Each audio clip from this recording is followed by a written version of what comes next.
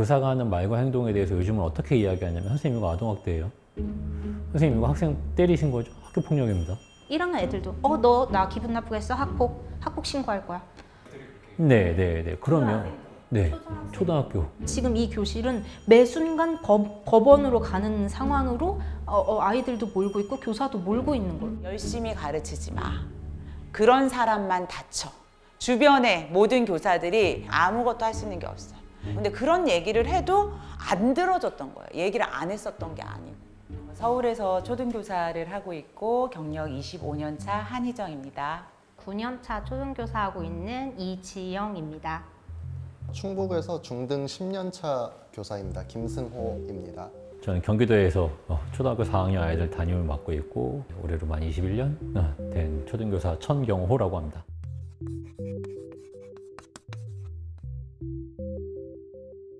교육 현장이 이렇게 된 거를 이번에 알게 된 사람들이 많다는 걸 댓글로 보면서 알았는데 열정 있게 하면 빌미만 더 제공하는 상황이잖아요. 나는 교실에서 되게 재밌는 모든 게임을 하고 싶어 해도 민원이 오는 거야.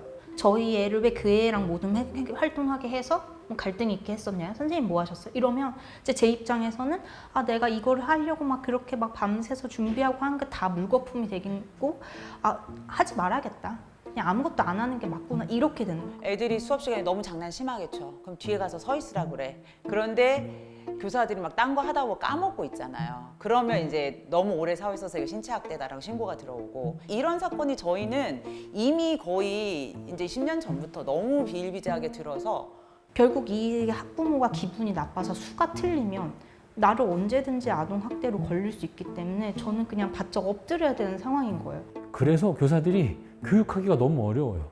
사과시키는 게 어렵습니다. 사과시키는 순간 아동학대거든요. 왜 내 아이의 잘못을 인정시키냐. 많은 사람이 보는 앞에서 정서학대다. 아동학대법으로 이제 걸리게 되면 네. 후에 아동학대 신고를 당하면 바로 이제 분리를 시켜야 돼요, 교사를. 그 교실에서. 떠나게 해야 돼요. 그게 실제 맞는지 아닌지 그런 것도 전혀 없이 묻지 않지 그 즉시 바로 그러니까 변호의 지기를 기회가 전혀 없어요.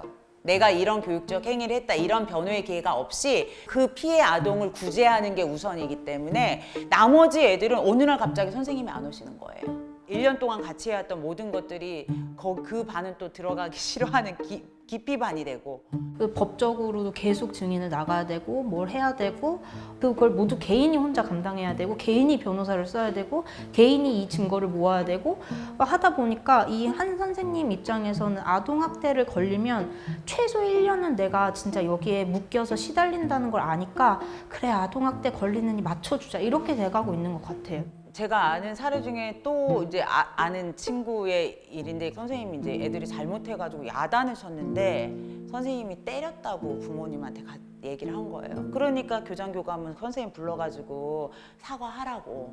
근데 이 선생님이 끝까지 사과를 안 한 거예요. 그랬더니 걸은 거예요. 2심까지 가서 결국에 승소했는데 그거 하는데 5년 걸린 거예요. 그 친구도. 근데 걔네들이 이제 중학생이 돼서 그 사건이 끝난 거잖아요.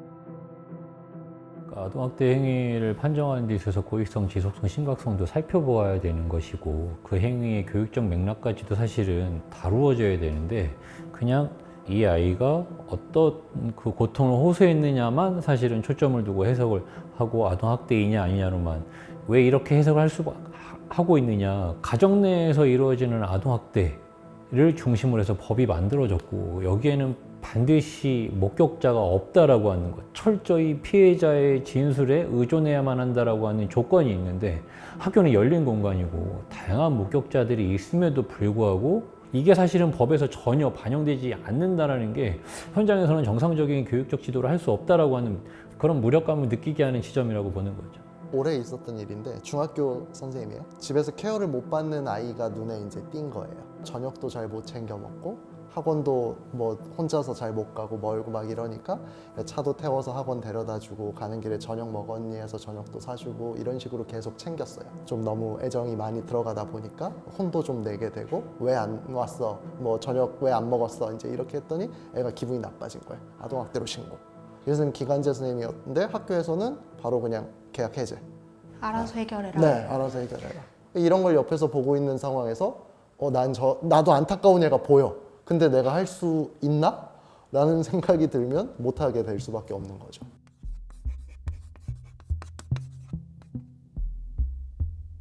저는 교직 생활 있으면서 주로 들었던 어떤 공통된 가치관은 너가 참아라. 그렇게 위에 이제 선배들이 조언을 해줬고 또 그래야지 나를 보호할 수 있었던 상황인데 초등에서는 진짜 한 20년 전부터 그냥 일단 미안하다고 하고 사과해라. 아니 근데 중등도 그래요. 중등도 그래? 네, 그럼요. 근데 또 미안과 잘못은 또 너무 공식적으로 인정하지 말라 그래. 그럼 학교 책임이 된다고.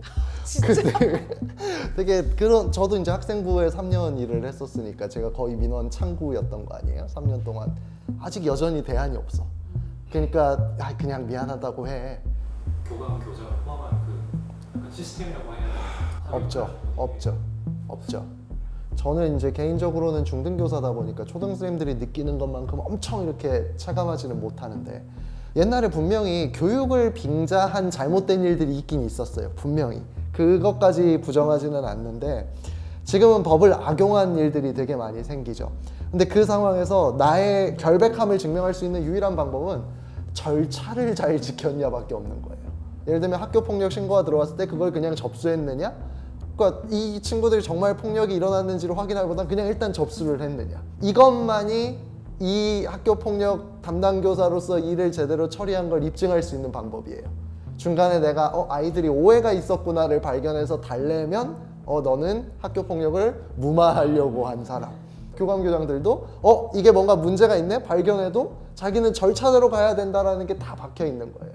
관리자들도 왜 그렇게 하냐면 아동학대를 인지한 그 즉시 신고하는 게 사실 법적으로 그렇게 되어 있어요. 그러니까 교장, 교감 입장에서는 자기가 나서서 교사를 고발할 수밖에 없는 상황인 거야. 안 그러면 나중에 맨날 연습했잖아요. 매년. 안 하면 과태료 1,000만 원. 500만 원이었다 1,000만 원으로 늘어났어요. 관리자 입장에서는 내가 이거 지금 빨리 이 교사를 고발 안 하면 내가 과태료 물고 내가 신고당하는데 그럼 당연히 그렇게 할 수밖에 없죠. 법적으로. 어떤 교사를 보호할 수 있는 시스템은 전혀 없어요. 교장 교감 일단 그냥 사과시키고 무마시키고 그러니까 이게 자존심 싸움처럼 돼버리는 거야. 학부모 입장에서 내가 반드시 이 교사를 굴복시켜야 되겠다. 이런 거에 대한 두려움이 되게 컸었던 거고 그러니까 보험을 개인적으로 들기 시작했었던 거고. 아니 보험 있으세요? 전 없어요. 나만 가입했구나. 저도 가입했어요. 전 심지어 특약이 있어서 200만 원 보상 받을 수 있을 때 가입했어요.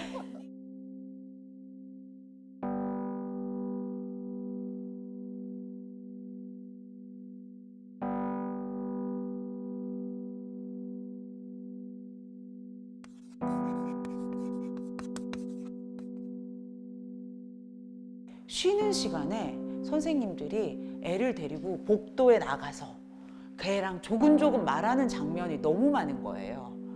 그래서 봤더니 그 이제 후배 선생님들이 다 애들 다 같이 있는 데서 얘 야단치면 모욕죄로 걸리기 때문에 밖에서 혼자 야단을 치는 거예요. 그러면 그 나머지 학생들의 복지는 어디로 가죠?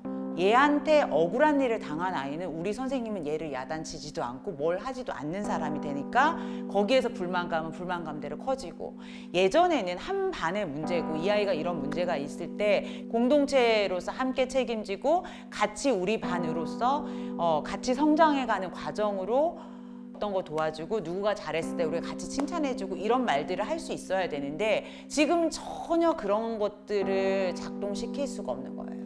그러니까 학교가 안전한 공간이어야 돼요. 저는 그렇게 생각해요. 안전한 공간이어야 하는데 아이들이 커가면서 어디선가 이상한 언어를 배워올 수도 있고 잘못된 정보들이나 이런 것들이 오염된 얘기들을 할 수 있어요.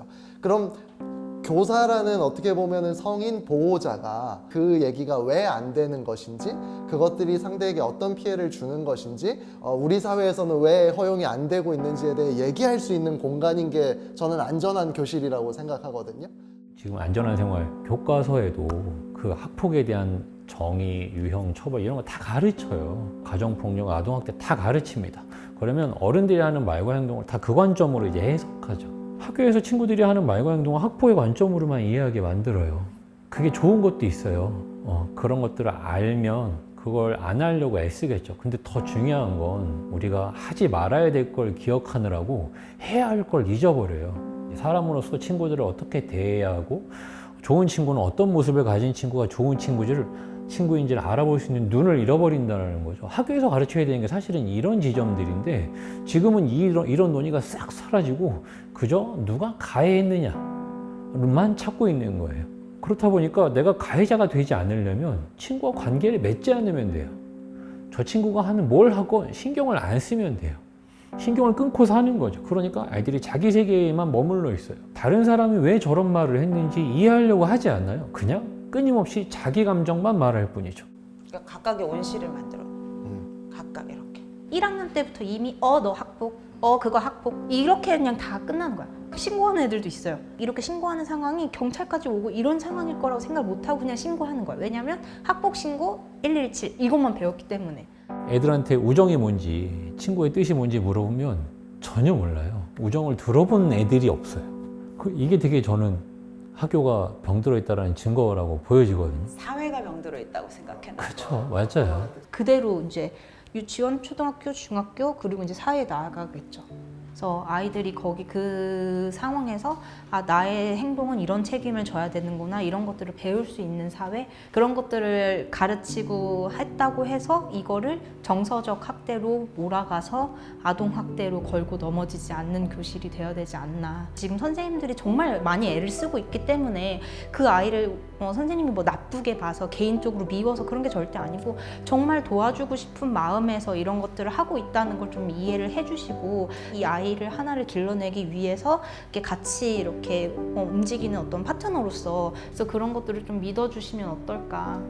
또 학부모들도 자꾸 이제 어떤 멘트가 자꾸 붙냐면 죄송하지만 이라는 말이 거의 매번 다 붙어서 이렇게 메시지 연락이 와요. 근데 그런 것도 저는 막 너무 답답하기도 하고 사실은 이런 관계를 의도했던 건 아닌데 결국 사람들이 믿지 못하고 자꾸 법적으로 처리하려고 하는 것이 아닌가라고 하는 생각이 들고 그런 의미에서 학교에 있는 학부모들이 이제 그런 공동체로서의 기능을 좀 해주시면 어떨까라는 생각들. 한 가지를 좀 더 덧붙이자면 그런 아이들에 대한 지원이 없는 거예요.